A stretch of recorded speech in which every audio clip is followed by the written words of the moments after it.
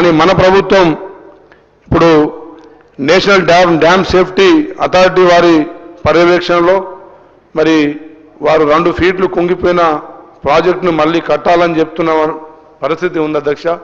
దాంతో మరి కొంత వ్యవసాయ రంగానికి నీళ్లు ఇబ్బందికరంగా, తాగునీటి కూడా ఇబ్బందికరంగా మారే పరిస్థితి తెలంగాణలో వచ్చింది అధ్యక్ష.